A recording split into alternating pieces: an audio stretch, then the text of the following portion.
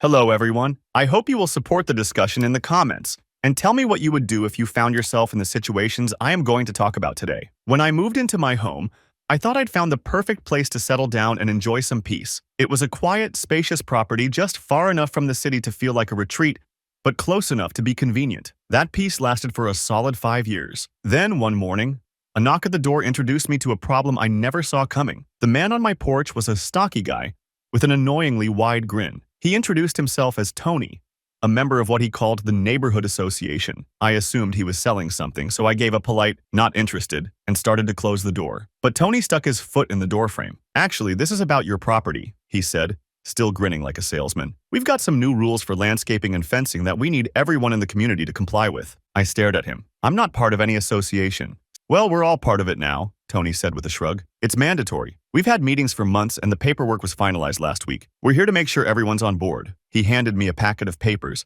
and I leafed through them. New fence height requirements, specific flower species for front yards, parking restrictions. It was ridiculous. I shoved the packet back at him. "When I bought this house, there was no HOA, and I didn't sign anything agreeing to join one." "That's fine," he said, smile faltering just a little. "But these rules apply to everyone in the community now. You're going to need to get your property up to standard." I shut the door in his face. Over the next few weeks, Tony became a fixture in my life. He'd stop by uninvited to check in, peek over my fence while I worked in the yard, and even leave notes on my door about violations. The thing was, none of it was legal. I called a lawyer who confirmed that I wasn't bound to any HOA because my property wasn't part of the original development. The HOA formed after I bought my house, and they couldn't retroactively rope me in. I thought that would be the end of it, but Tony had other plans. One day I came home to find him in my backyard. "What the hell are you doing?" I demanded, marching toward him. Tony didn't even flinch. "Just making sure your fence meets the new height regulations." "You're trespassing," I snapped. "No, I'm not," he said, crossing his arms. "We're part of the same community. I have a right to ensure everyone's following the rules." I told him to get off my property, and after a long, smug pause,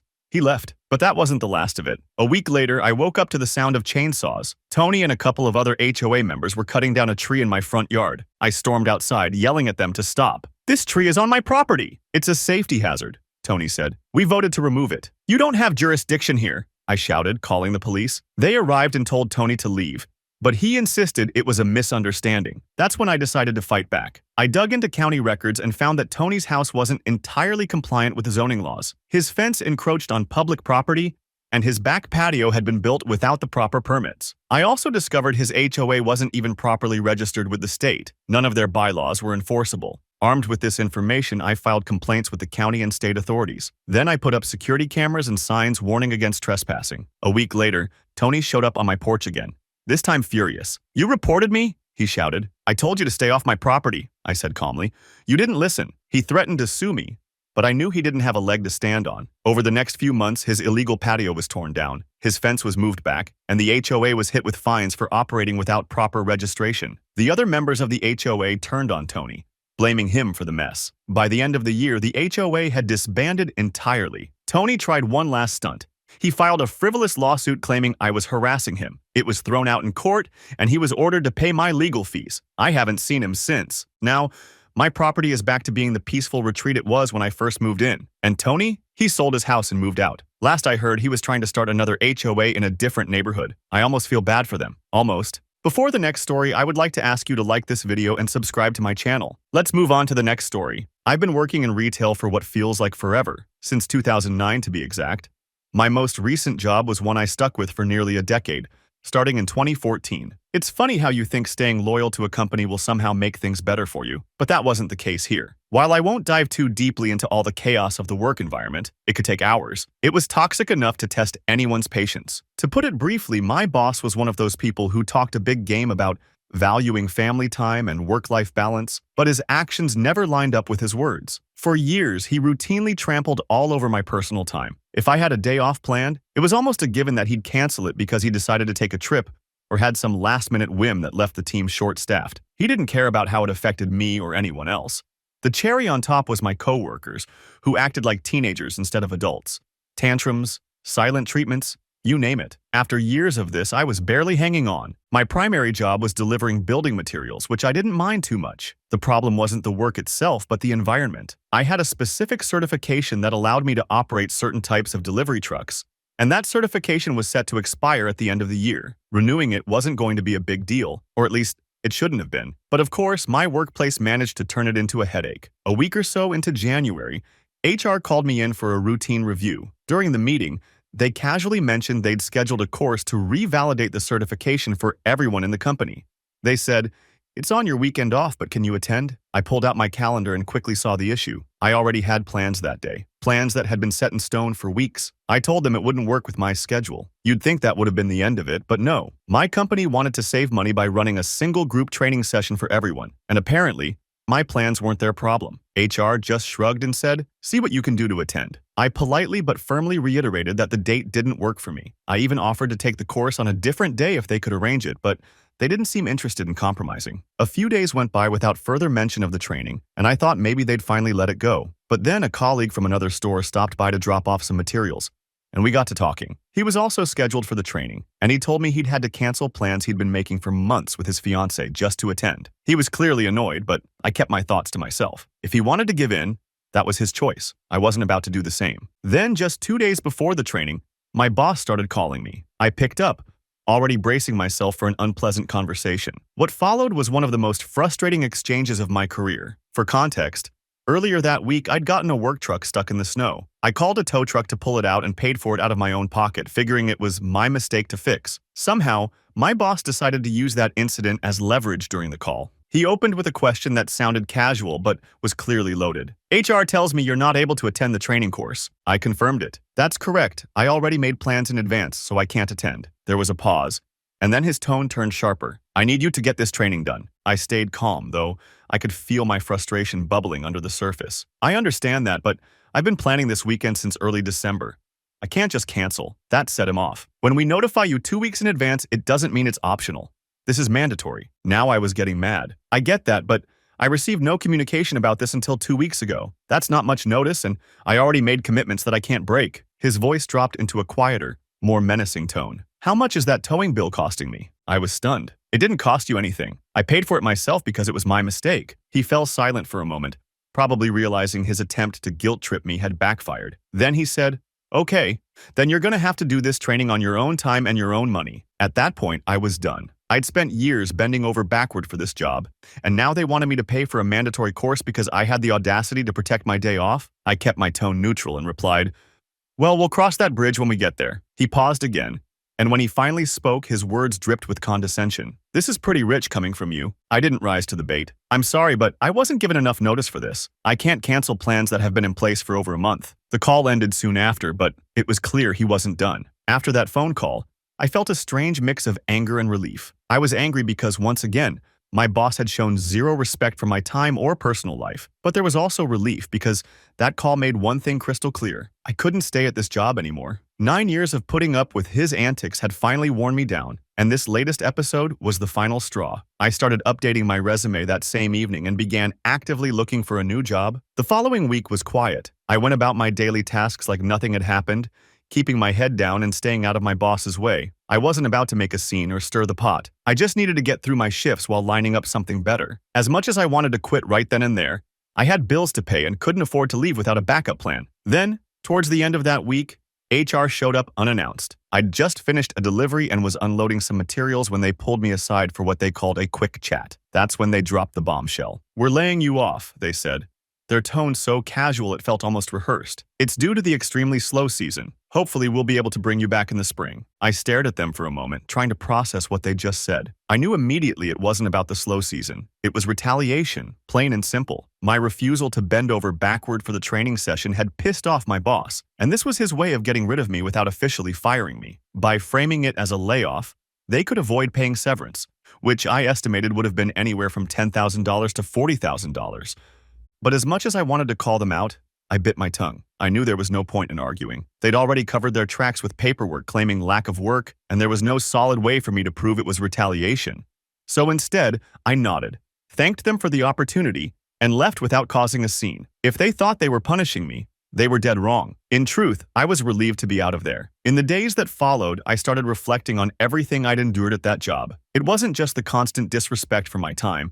It was the toxic culture, the lack of communication, and the never-ending stress. My boss had always acted like he was doing us a favor by employing us, but in reality, he was the one who benefited the most. We were overworked, underappreciated, and constantly walking on eggshells. For example, the towing incident my boss had tried to use against me during our phone call was just one of many times I'd gone above and beyond to clean up a mess that wasn't entirely my fault. That day, I'd been driving one of the older work trucks, which was notorious for being unreliable in bad weather. When it got stuck in the snow, I didn't even bother calling the company to ask for help. I knew they'd just blame me for it, so I took care of it myself, paying out of pocket for a tow truck. And yet, somehow, my boss still tried to use it as leverage to guilt-trip me into attending that training session. And then there were my coworkers. They weren't all bad, but the few who were made life miserable for everyone else. One guy in particular loved to throw tantrums whenever he didn't get his way. I remember one time he didn't like the route he was assigned for the day and spent the entire morning sulking and refusing to speak to anyone. It was like working with a child. Now that I was out, I realized just how toxic the environment had been. I'd spent so much time trying to make the best of a bad situation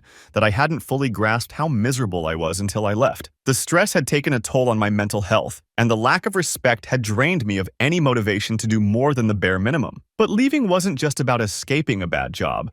It was about creating an opportunity to move forward. With the free time I now had, I decided to focus on advancing my career. I started studying to upgrade my driver's license to the highest level available in my country. It was a challenging process, but I was determined to succeed. Getting that license would open up new doors for me, including higher-paying jobs in industries with better work environments. I also spent some time networking with former colleagues from other companies. One of them, who had left my old job years earlier, told me about an opening at his new workplace. It was a logistics company with a reputation for treating its employees well. I sent in my application and crossed my fingers. Meanwhile, I tried to tie up any loose ends from my previous job. I had to contact the company's insurance provider to get a letter of experience. And during that conversation, the agent let something slip that confirmed my suspicions about the layoff. He mentioned that my former employer had recently removed me from their insurance coverage. It was a small detail, but it made it clear that they had no intention of bringing me back in the spring, despite what HR had claimed. Looking back, I'm grateful for how everything played out. Getting laid off felt like a betrayal at the time, but it was exactly what I needed to break free from that toxic environment. I was finally able to focus on my own goals and find a path that didn't involve being constantly undermined and disrespected. In the weeks after leaving, I started to feel a weight lifting off my shoulders. For the first time in years, I wasn't waking up dreading the workday ahead or bracing myself for whatever unreasonable demands my boss might throw at me. Instead, I had time to focus on myself, something that had been sorely missing in my life for far too long. I threw myself into preparing for the advanced driver's license course. It wasn't just about upgrading my qualifications. It was about proving to myself that I could still grow, even after spending so many years in a job that had stifled me. The course was challenging, but I enjoyed the process of learning new skills and working towards something tangible. Every time I aced a practice test or mastered a new maneuver, it felt like I was taking another step away from my old life and toward a better future. As I worked on my license, I also continued my job search. The logistics company my former colleague had recommended reached out to schedule an interview, and I couldn't have been more excited. During the interview, they asked about my experience, and I was honest without bad-mouthing my previous employer. I focused on the skills I'd gained over the years, managing tight schedules, handling large deliveries, and working under pressure. To my surprise, the hiring manager seemed genuinely impressed. "We're looking for someone who can stay calm in high-pressure situations," she said. "It sounds like you've had plenty of experience with that." I laughed, thinking of all the times my old boss had tried to push me to my breaking point. "You could say that," I replied. By the end of the interview, I felt like I'd finally found a company that valued its employees. They emphasized teamwork, clear communication, and respect for personal time, all the things that had been sorely lacking in my previous job. When they called me a few days later to offer me the position, I didn't hesitate to accept. Starting at the new company was like stepping into a different world. My coworkers were professional and supportive, and my supervisor actually listened when I brought up concerns or suggestions. For the first time in years, I felt like I was part of a team, rather than just a cog in a machine. The pay was better too, which was a welcome bonus after years of being underpaid and overworked. But what truly struck me was how much my mental health improved. Without the constant stress and toxic environment, I found myself feeling more energized and optimistic. I even started picking up hobbies I'd abandoned years ago, like hiking and photography. It was amazing how much more I could enjoy life when I wasn't constantly exhausted from work. Of course, moving on wasn't without its challenges. Every now and then, I'd catch myself replaying conversations with my old boss in my head, thinking about all the times I'd let him walk all over me. It was frustrating to realize how much I'd put up with over the years, but I tried to remind myself that those experiences had made me stronger. I'd learned to stand up for myself, even when it wasn't easy, and that was a lesson I would carry with me for the rest of my life. One day, while sorting through some old paperwork, I came across the email chain from HR about the training course that had sparked my departure. Reading through it again, I couldn't help but shake my head at how absurd the whole situation had been. All that drama over a weekend training session, when they could have just scheduled it during the work week or offered alternative dates. It was a perfect example of how poorly the company was managed, and a reminder of why I was better off without them. What really stuck with me, though, was the difference between how my old and new employers handled similar situations. A few months into my new job, a required safety training session came up. My supervisor sent out the schedule weeks in advance, and when one of my coworkers mentioned a scheduling conflict, they immediately worked to find a solution. "We want everyone to attend," my supervisor said, "but we also understand that people have lives outside of work." Hearing those words felt like validation, that it wasn't unreasonable to expect basic respect from an employer. As time went on, I found myself reflecting less and less on my old job. The bitterness and frustration faded, replaced by a sense of gratitude for where I was now. Leaving that toxic environment had been one of the best decisions of my life, even if it hadn't been entirely on my terms. It had pushed me to reevaluate what I wanted out of my career